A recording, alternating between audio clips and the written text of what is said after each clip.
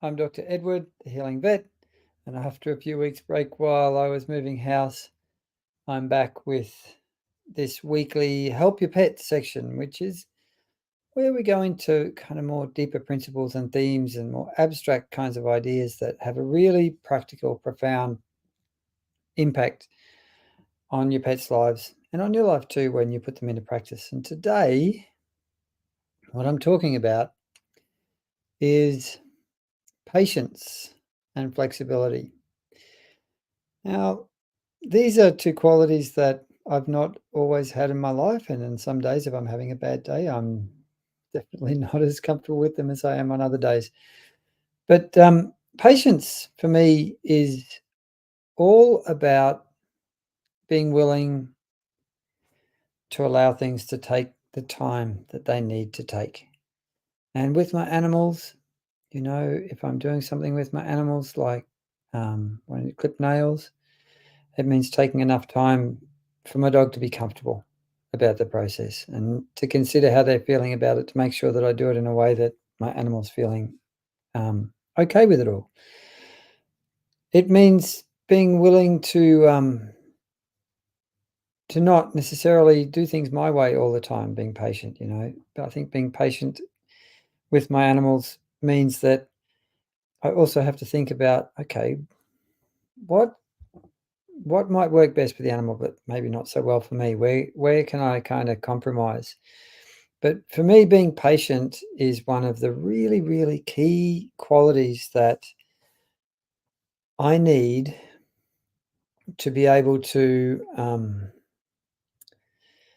make sure that my relationship with my animals stays strong when I'm teaching them things, when I'm asking them to do things, when I'm living with them day to day, week to week.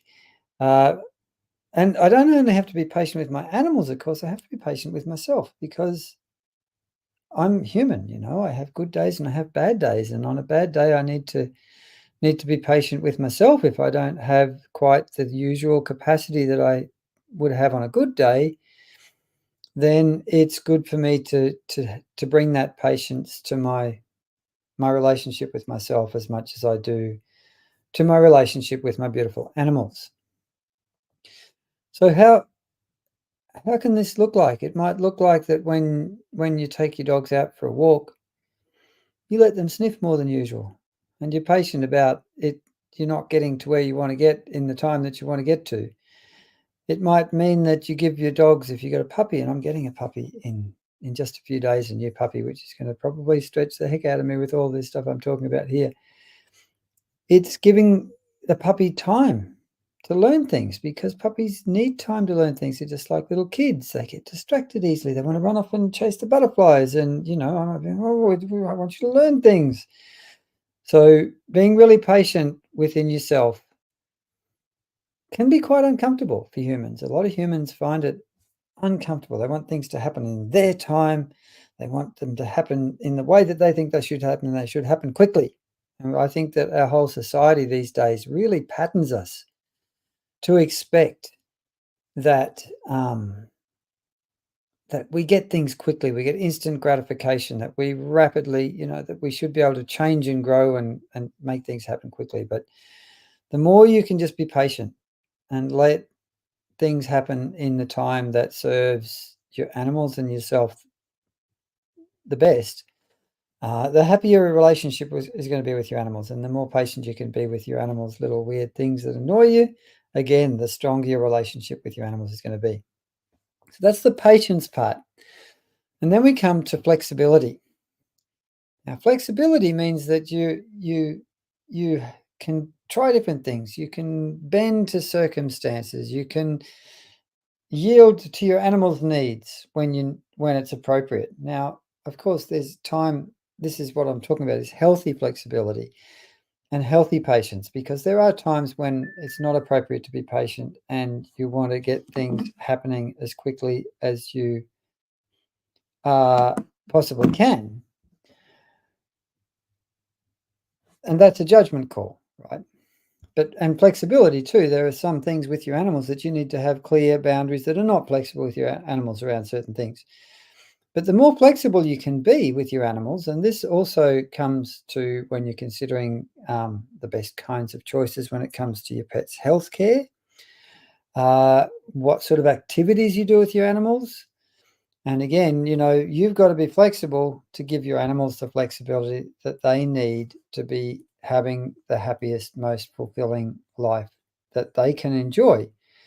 So flexibility for me is not is it takes a certain amount, both patience and flexibility when I'm living with my animals, when I'm working with clients' animals.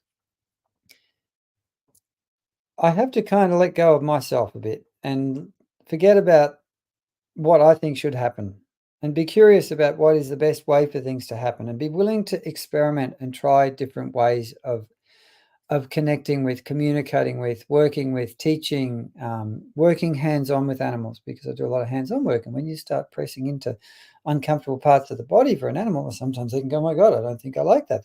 What are you doing touching my sore bits?" So you have to be willing to try new things. And another key thing about both patience and flexibility, I think, is that a willingness to accept failure along the way and not to avoid, fear of failure will often is kind of the enemy of healthy flexibility, because you just want, if you're someone who's rigid, and in the past in my life I have been quite rigid about how I think things should happen. I still am to a certain extent, and my partner teases me gently about it sometimes, about how I got this need to have things just be certain ways. But what happens if we step outside our normal patterns and how we expect things to be, and we experiment and we try different ways of doing things? Well, often what happens is that you find ways of doing things with yourself and with your animals that lead to a whole lot more peace and relaxation and calm and ease and happiness. So again, in these sessions each week, and I know I missed a couple of weeks because we're moving house, and we've got one next week, and then after that I'll be having a couple of weeks off for Christmas, but next year we'll be back regularly.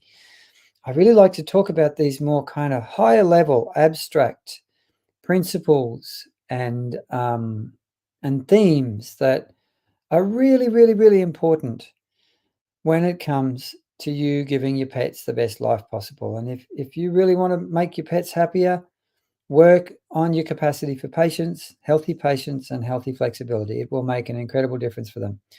Now, that's all for this week. Please give your beautiful pets a lovely pat from me.